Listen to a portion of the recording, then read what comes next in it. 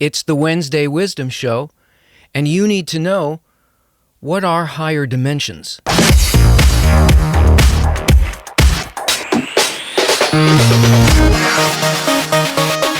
What are higher dimensions, and how can they be related to spirituality? Are they related to spirituality? How do we even think about dimensions that are different from the experience that we have? What would being in contact with other dimensions, higher dimensions, what would being in contact with them do to our quality of life? Why would a person want to pursue changes in perception of reality that might come from contact with other, greater, more inclusive dimensions? Before we talk about that, I'd like to share a video from a few years ago, a short thing, and then I'll come back and we'll talk about it. In our current perceptions, we think of other states as being out there, like out in space, and we use the term other dimensions, but still, because we can never really imagine anything except according to forms already existing in our mind, as a result of the experiences that we've had, we project those forms out there. But all those projections aren't out there. They're just an entertaining rehash of our current level of perception. Because we always imagine in terms of time and space. But that's just the stuff of science fiction. And even the limitation of leading-edge science. Quantum physicists already admit openly that they can only describe the boundary of human perception, but they can't penetrate it or escape it.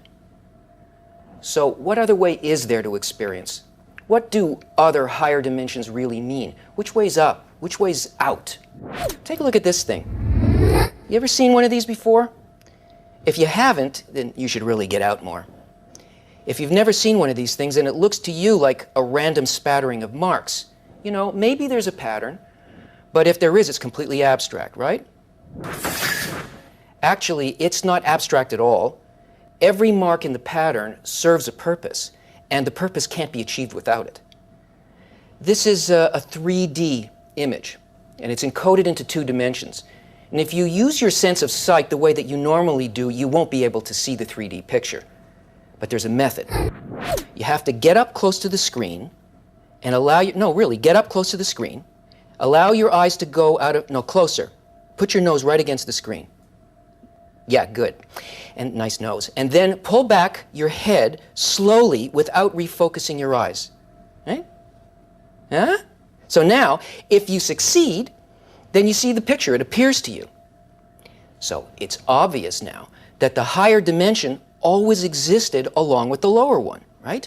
And that the lower one could only have been created with the knowledge of what image should be contained in the higher one. Now think about this.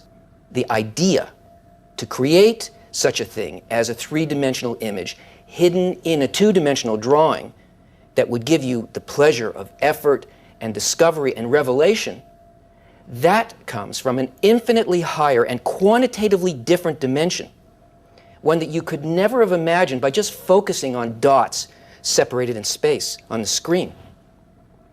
And that thought's encoded into the 2D image. So you see, each higher state is more inclusive, more creative, less material, and more caring and intentional. The Kabbalists who have penetrated the highest state tell us that it is absolute love. Of course, we only get there if we want it enough to learn how to do it. Our experience of ourselves as separate individuals in this world, one amongst billions, is not at all what it appears to be.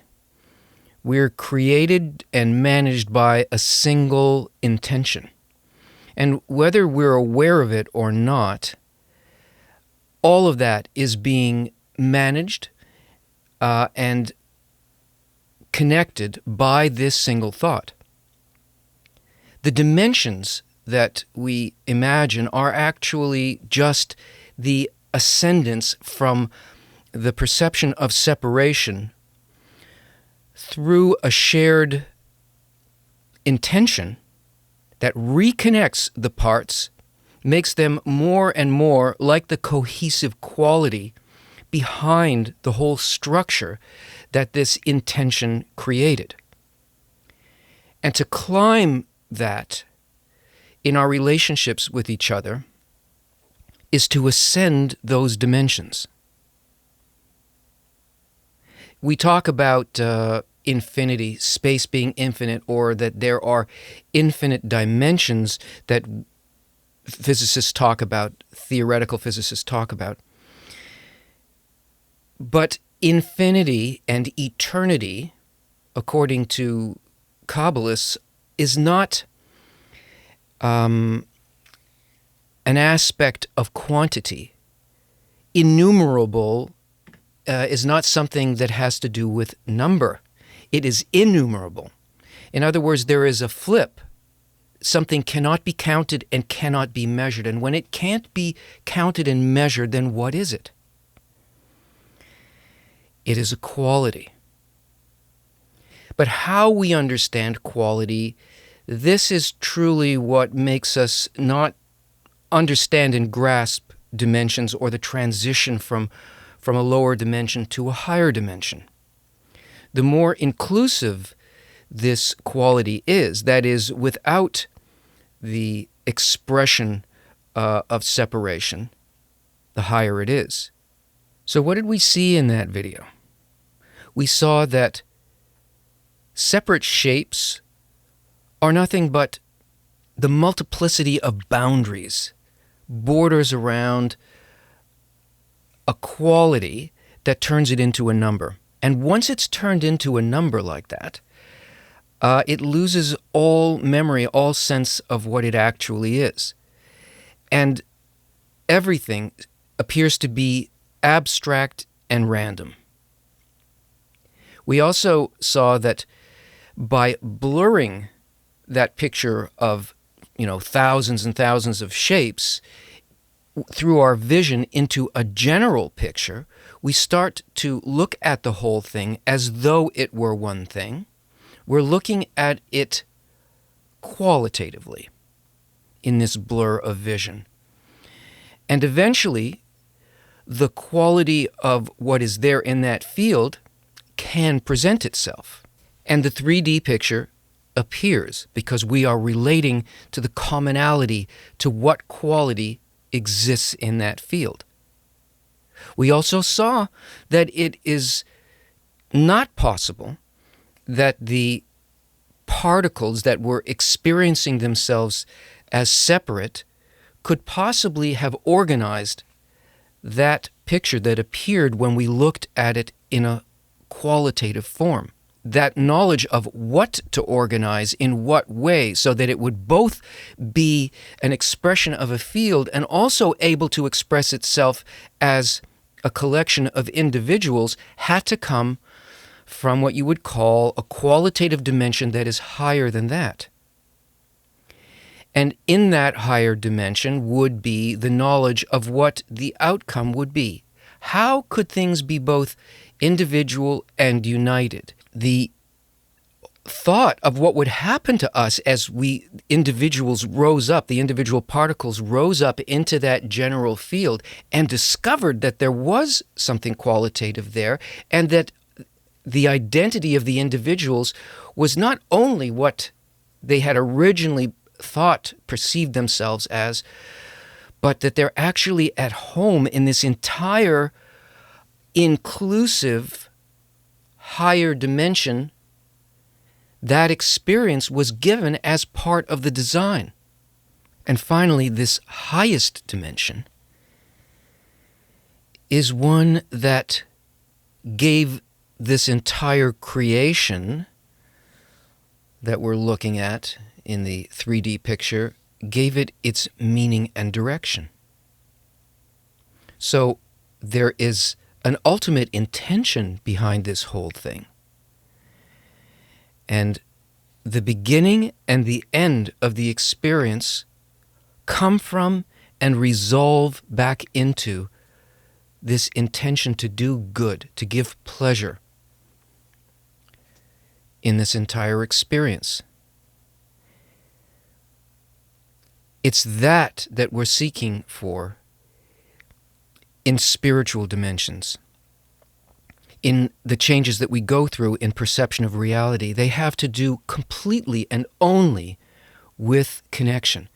As we reconnect to what we have in common, we ultimately find the creator behind the entire system.